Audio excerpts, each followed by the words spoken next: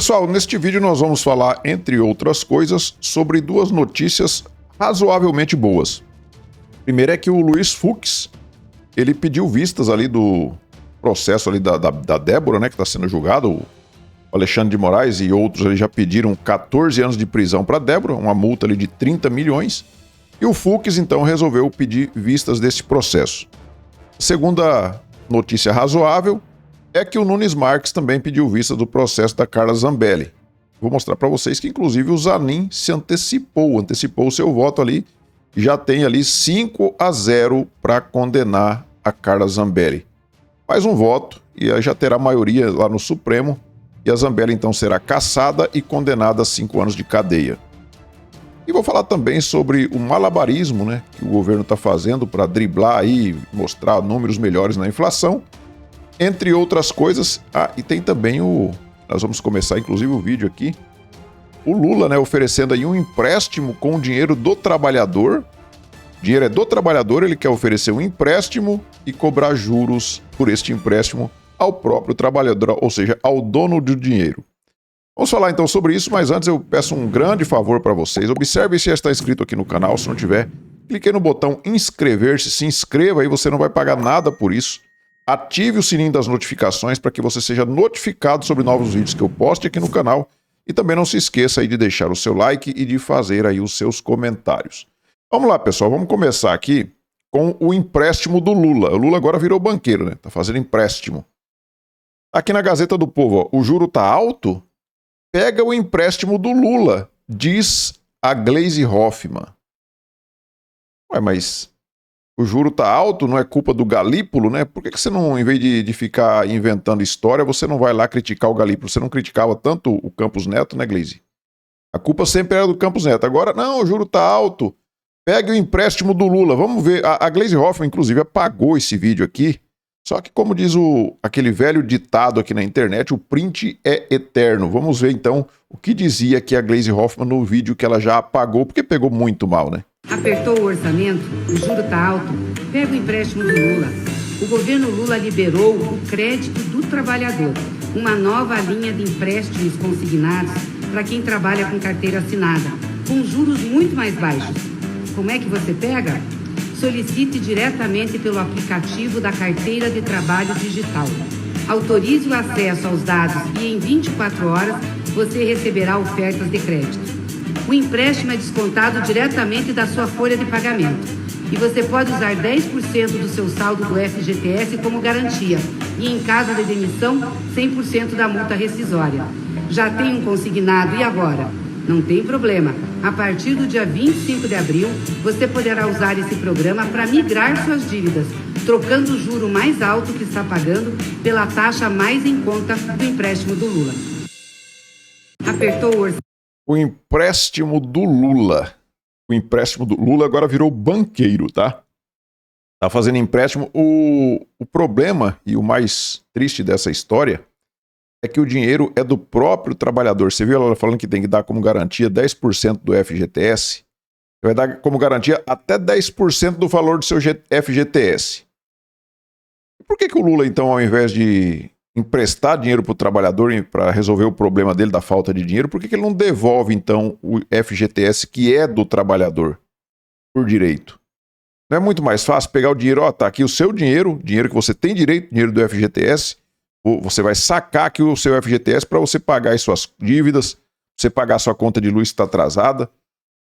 Aí vem a Gleisi assumindo, né, que o juro está alto, o orçamento está apertado, né, e todo mundo está sentindo no bolso mesmo o que está acontecendo com a economia do Brasil. E aí vem falar em oferecer como um empréstimo do dinheiro do próprio trabalhador para o trabalhador. Só lembrando que estes empréstimos são feitos através do sistema bancário, né? Os bancos vão fazer esse empréstimo. Então, o Lula, que se diz o pai dos pobres, na verdade ele é o pai dos banqueiros, né? Mas se você sugerir que ele está levando alguma vantagem pessoal, favorecendo tanto os banqueiros assim, aí você pode ser incluído aí no inquérito das fake news. Então, eu não vou sugerir nada, mas fica aí para você meditar sobre isso. Será que o Lula está beneficiando os banqueiros aí de graça? A primeira boa notícia razoável. Uma notícia boa, não, né? Uma notícia razoável, porque a gente sabe o final dessa história, como é que vai ser. É essa aqui do Fux pedir vistas no julgamento da cabeleireira a Débora Rodrigues dos Santos. E o Alexandre de Moraes, acho que o Flávio Dino também já tinha votado, né? Não sei se mais algum ministro já tinha votado, só sei que era 14 anos de prisão, que a Débora está sendo condenada, e mais 30 milhões em multas para reparar os danos. E aqui na Globo News fala o seguinte, o Luiz Fux pede vista do julgamento da Débora, que participou dos atos golpistas do 8 de janeiro e pichou estátua da Justiça com Perdeu Mané. Então, a primeira pichação que eu vejo ser feita com batom, é que na primeira chuva, não precisa nem lavar, a primeira chuva já fica limpo. Isso é uma pichação muito perigosa, inclusive o Alexandre de Moraes disse que ela estava portando material inflamável. Com isso, o caso fica suspenso até ministro marcar a nova data. Então, tá aí, o Fux pediu vistas. O caso repercutiu muito, viu, gente? Repercutiu demais, até porque, convenhamos que é uma injustiça muito grande, né? Você pegar uma mulher jovem ali, mãe de 2 filhos pequenos, porque ela foi lá numa estátua e escreveu com um batom na estátua. Você meter 14 anos de prisão nessa pessoa e ainda condenar ela a uma multa que ela não tem condição de pagar para ela ficar realmente presa. E isso tudo com o objetivo que a gente sabe qual é, que é chegar no presidente Bolsonaro. Se a Débora tá pegando 14 anos, imagina aquele que eles falam que é o líder, que é o chefe da organização criminosa, que é o Bolsonaro. Vão querer socar no mínimo 50 anos nele, né?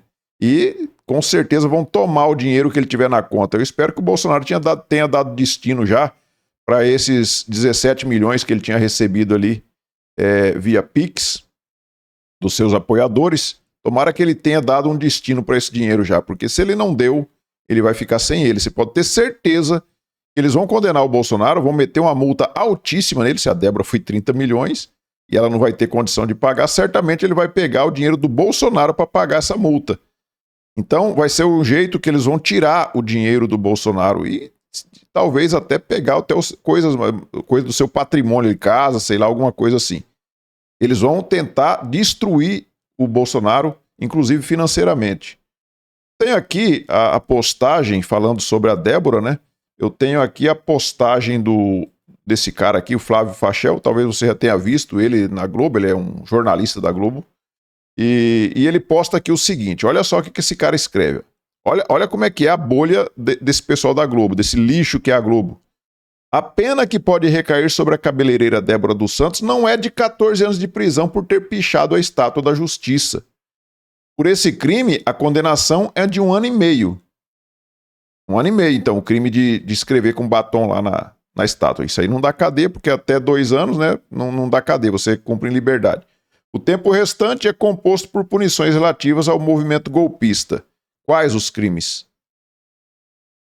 E a individualização da pena? Não tem individualização da pena? Você tem que falar, ó, a Débora fez isso, fulano fez aquilo. Não é pegar todo mundo e falar, não, aqui todo mundo cometeu o ato de atentar contra o Estado Democrático de Direito, tentar demolir o Estado Democrático de Direito. Organização armada sem nenhuma arma. Então, a Débora, ele mesmo está falando aqui, do jeito que o Flávio Fachel falou aqui, fica claro que ela está sendo uma presa política, porque ela não... Fala aí, individualiza a pena dela e, inclusive, mostre ali o que ela fez além de escrever o Perdeu Mané na estátua. Eles não conseguem falar o que ela fez. A Débora, estou falando da Débora, não é de outras pessoas, estou falando da Débora.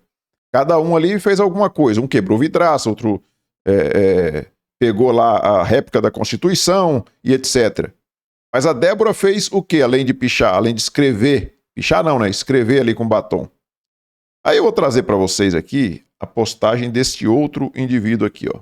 Um tal de Rafael Kriek. Eu vou mostrar para vocês quem que é ele. Como a pena pela pichação, entre aspas, chegou em 14 anos? Eu vou mostrar que esse cara aqui é da área jurídica, tá? Da área jurídica. Olha o malabarismo que esses caras fazem. Abolição violenta do Estado Democrático de Direito. 4 anos e 6 meses. O que a Débora fez para abolir violentamente o Estado Democrático de Direito com um batom? 4 anos e 6 meses, tá? Golpe de Estado, como se golpe de Estado e abolição violenta do Estado Democrático de Direito não fosse a mesma coisa, né?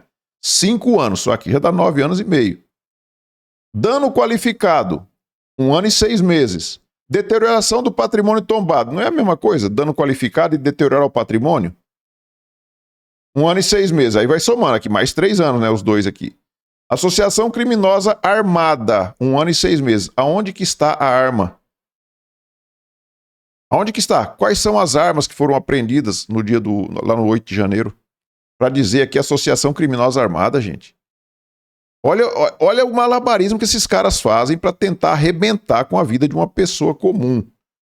100 dias multas, cada um no valor de 1/3 do salário mínimo, danos morais coletivos de 30 milhões. Aí você fala, bom, esse cara está postando isso aqui por quê? Será que ele está criticando ou ele está defendendo que isso seja assim mesmo? Eu vou mostrar quem que é ele. Este Rafael Kriek é este cara aqui que se diz pernambucano, procurador do município de São Luís do Maranhão. Quando você vê o cara com cargo lá no Maranhão, em São Luís do Maranhão, você já pensa, bom, é de esquerda, lá da terra do Flávio Dino. Presidente da Comissão da Advocacia Pública da OAB do Maranhão. É da OAB do Maranhão. Ex-procurador-geral do município de Goiânia, Goiás. Aí você vai olhar aqui embaixo as postagens dele, vamos ver então qual que é o viés político desse cara. Aí, a segunda postagem dele aqui já, ó, ele fala o seguinte, ele posta aqui, ele retuita, né, uma postagem desse Michelin Automobilísticos, e fala o seguinte, aí você vai ver o nível dos advogados do 8 do 1, é isso aqui, ó, o cara foi atacar o Alexandre de Moraes e tomou uma invertida histórica. E o que o Rafael Kriek comenta? O mais lamentável desse episódio é que os réus eram assistidos pela defensoria, mas advogados se habilitaram dias antes só para sustentação oral, depois abandonaram o caso. Sustentação oral não é palco, o advogado deve agir com ética e zelar pelos interesses do cliente. Tudo bem que ele faz um comentário ali, trazendo para ele, porque ele é da Procuradoria-Geral, né? Já foi procurador-geral do município lá em Goiânia, mas você vê claramente que o viés dele é de defender ali o Alexandre de Moraes, o lado do Alexandre de Moraes. Ele não está defendendo aqui. Porque se ele quisesse defender os presos, as vítimas, eu chamo de vítimas do 8 de janeiro, vítimas do Alexandre de Moraes, ele defenderia abertamente. Precisava ficar fazendo malabarismos aí, dizendo, ai, é tantos anos por isso, tantos anos por aquilo. Então, um cara que é da área jurídica, um cara que é um advogado, aí você vê o nível da advocacia do Brasil. Basta pegar aquele grupo prerrogativas lá, aquele monte de advogados petistas ali, o que eles fazem? Defendiam as prerrogativas do Lula, que o Lula tinha que ter direito de defesa, mais defesa do que o Lula teve, né? E agora, todo mundo sendo julgado na última instância, lá no Supremo Tribunal Federal, sem direito a duplo grau de jurisdição, você não tem a quem recorrer, e você vê o prerrogativas comemorando, achando que tá pouco ainda. A Gleisi Hoffmann dispensa apresentações, ela diz o seguinte, o projeto de lei 2858, conhecido como o PL da anistia, determina a completa impunidade de todos que tramaram, participaram, apoiaram e financiaram os atentados contra a democracia no país, desde o dia da eleição do presidente Lula até a data de aprovação do projeto. Isso inclui Jair Bolsonaro e seus cúmplices apontados na denúncia da PGR que começa a ser julgada essa semana. O texto não deixa dúvidas. Aí cita aqui os artigos, o primeiro e segundo artigo aqui do projeto de lei. Aí embaixo ela fala assim que, em linguagem clara, além dos atentados de 8 de janeiro, dos acampamentos nos quartéis, bloqueio de estrada, da bomba no aeroporto de Brasília, seriam perdoados como crimes conexos os decretos do golpe, o plano de assassinato do Lula, do Alckmin, do Alexandre de Moraes. Esse plano aqui, só na cabeça desses idiotas mesmo que entra, né? Quem que ia executar isso aqui? Falando que, o Alexandre falando que iam enforcar ele em praça pública, iam sequestrar ele e levar para Goiânia, não sei o quê, depois diz que iam enforcar ele em praça pública e não sei o quê, iam envenenar o Lula e o Alckmin. Só na cabeça de idiota para caber uma narrativa como essa. Então eles têm que criar uma historinha para poder, né, falar, não, essa turma é uma quadrilha, é uma organização criminosa mesmo. Aí ela termina aqui, não é, nunca foi para as senhorinhas da Bíblia, o PL da anistia é para livrar Bolsonaro da cadeia. E aí eu não canso de mostrar isso aqui, eu vou mostrar novamente quando o Temer era o presidente da República e os petistas fizeram isso daqui, ó. O protesto em Brasília contra o presidente Michel Temer terminou em vandalismo. Um grupo de pessoas usando máscaras no rosto promoveu um quebra-quebra em meio à manifestação. Eles destruíram persianas e vidraças de pelo menos 5 ministérios, entre eles o da Integração Nacional, o do Trabalho e o da Agricultura. O prédio da Agricultura foi incendiado. O fogo já foi controlado. Os servidores federais evacuaram às pressas os edifícios. A polícia militar tentou dispersar os vândalos com bombas de gás lacrimogênio e de efeito moral. Tá lindo, tá bonito. A sessão deliberativa do plenário da Câmara foi suspensa e encerrada após a manifestação. O ministro da Defesa, Raul Jungmann, disse que o presidente Michel Temer decretou a ação de garantia da lei e da ordem na esplanada dos ministérios. Dessa forma, tropas federais passarão a reforçar a segurança na área. Você vê ali que o cara no microfone estava dizendo que estava lindo e estava bonito o que estavam fazendo ali. Tá lindo, tá bonito, né? Vocês viram que foi uma coisa muito mais grave do que foi no 8 de janeiro, até porque era um dia útil, as pessoas estavam trabalhando. Você vê que os servidores tiveram que evacuar rapidamente os prédios ali. O 8 de janeiro foi num domingo, não tinha ninguém lá. Como assim que ia ser um golpe? Um golpe nos prédios públicos. Golpe nos prédios públicos. E outra coisa, um golpe 8 dias depois do presidente assumir o poder. Não foi um golpe ainda durante o governo Bolsonaro. O Lula tinha assumido já o poder, tinha 8 dias. E aí as Forças Armadas já estavam todas sob o seu comando. Como que esse pessoal ia conseguir dar um golpe? Como que esse pessoal ia conseguir dar esse golpe? Iam tomar o poder, iam sentar lá e ninguém ia tirar eles lá de dentro. E eles iam se transformar em presidente da República, em parlamentares? Será que é isso que ia acontecer? Vocês acham que tem lógica isso? Né? E aí a Carla Zambelli, a deputada mais votada, a mulher mais votada do Brasil, né? Ela está aí também para ser caçada e até presa. E nós temos aqui, ó, Flávio Dino, então, votou para condenar a Zambelli por porte ilegal de arma. O placar está 4-0. Porte ilegal de arma, mas pelo que me consta, a Carla Zambelli tem porte de arma. Se ela tem porte de arma, por que era porte ilegal de arma? Será que a arma dela estava ilegal? Também não, pelo que consta, também não. A arma dela era legal e ela tinha porte de armas. Se fosse, sei lá, uma outra acusação, tipo a Carla Zambelli sacou uma arma ou ameaçou utilizando da sua arma, tudo bem. Agora vem falar de porte ilegal de arma. E aí o que aconteceu? O Nunes Marques foi lá então e pediu vista do processo da Zambelli e vai ser analisado no plenário físico. O Nunes Marques então ele tem 90 dias aí para devolver o processo. E depois que o Nunes Marques pediu vista do processo, o Cristiano Zanin, advogado do Lula, que agora veste toga, né? Ignorou o pedido do Nunes Marques e dá o 5º voto para condenar a Zambelli. Se eles estivessem respeitando, um ministro respeitando o outro, na hora que o Nunes Marques pediu ali vista do processo, era simplesmente para o Zanin se recolher e deixar para quando o processo voltasse ao plenário ali para ser votado. O plenário não, acho que ali é a segunda turma que está votando, né? Não, é o plenário, é.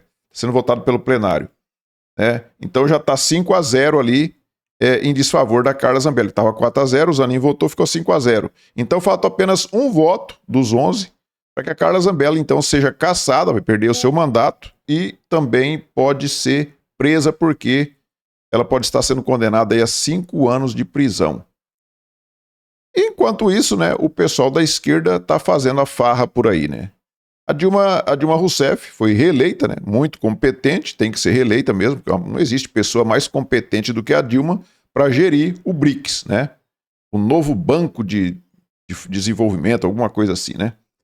Então tá aí, Dilma é reeleita, presidente do Banco do BRICS, para novo mandato de 5 anos. Então, mais 5 anos, a nossa Dilma Rousseff tem aí os seus 300 mil reais, se é que ela não teve aumento de salário, né? 300 mil por mês de salário lá no BRICS estão garantidos aí pelos próximos 5 anos. Ex-presidente Dilma, aqui a notícia que era de 2023, ela ia chefiar o Banco dos BRICS com salário de 300 mil. Eu imagino que agora já deve ter tido um aumento salarial, senão está muito defasado aí, a Dilma está com um salário muito ruim. Então, esses comunistas, né? Comunistas adoram dinheiro, eles falam que são anticapitalistas, tá? Imagina se eles fossem capitalistas. Como que seriam, né?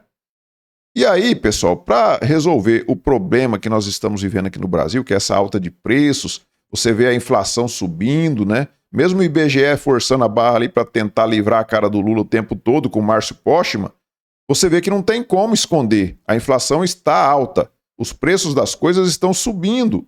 E o que o Geraldo Alckmin propõe para que isso seja resolvido? Alckmin quer retirada dos preços de alimentos e de energia do cálculo da inflação. Então, como que você faz para resolver o problema da inflação? Veja lá o que está subindo mais. Ah, são os alimentos e a energia que estão subindo mais e está impactando na inflação. Não, tira fora, não calcula isso aí não. Tira os alimentos e a energia do cálculo da inflação e a inflação vai baixar. É excelente a solução que o Alckmin está trazendo. E a grande mídia está aí pronta para ajudar o governo, né? Você vê uma matéria como essa aqui no Metrópolis, ó. Rico em colágeno, veja como fazer caldo de ossos para o dia a dia. Consumir caldo de ossos no dia a dia pode ser barato e fácil para fortalecer o colágeno. Mas quem tinha a fila dos ossos não era o Bolsonaro? Por que agora a imprensa está sugerindo que o povo compre ossos? Né? Tem que voltar para a fila dos ossos e agora osso é bom para a saúde. Antes era a fila do osso, Bolsonaro está matando todo mundo de fome. Agora, ossos são bons para a saúde, né? É melhor o colágeno das pessoas. A mesma coisa nós temos aqui na Globo. Ó. A Globo, o jornal O Globo trouxe aqui, ó, o maracujá fornece quase tanta proteína quanto os ovos. Então, se você não está comprando ovos porque os ovos estão caros, compre maracujá, apesar que maracujá também não é barato. Acho que se brincar é até mais caro do que ovo, né? E aí eles estão dizendo que maracujá fornece quase tanta proteína quanto os ovos. Só que aí a Globo tomou uma checada aqui dos leitores, né? Aqui na comunidade, lá no X, aqui ó, os leitores adicionaram o contexto que acharam que as pessoas poderiam gostar de saber. Aí dizia aqui, ó, matéria falsa, o maracujá contém 2 gramas de proteína para cada 100 gramas, enquanto o ovo contém 13 gramas de proteína para cada 100 gramas. E aí deixaram, inclusive, os links aqui que dizem, que atestam a veracidade dessa afirmação dos leitores aí. Então, por isso que eles odeiam, né, que a comunidade nas redes sociais faça suas checagens. Né, que saudade das checadoras de fatos, né, que ajudava o governo. Agora o povo não fica ajudando o governo, o povo faz checagem técnica de verdade. A outra matéria aqui, ó, mostrando a realidade nossa. Ó. Ovo de Páscoa é só açúcar e gordura. Como disparada do cacau e cortes da indústria pioraram o chocolate no Brasil. Queixas de consumidores sobre a qualidade do produto têm viralizado nas redes sociais. Eu não sei se vocês, ao irem ao mercado, vocês têm ido na seção ali dos ovos de Páscoa. Cara, dá medo de ver os preços, dá medo. E aí agora ainda vem falar que nem cacau, nem chocolate é mais. O negócio é uma mistura de açúcar com alguma outra coisa lá. Esse é o Brasil que nós estamos vivendo, mas segundo os petistas, segundo a Gleisi Hoffmann, o pessoal, não, tá tudo a mil maravilha.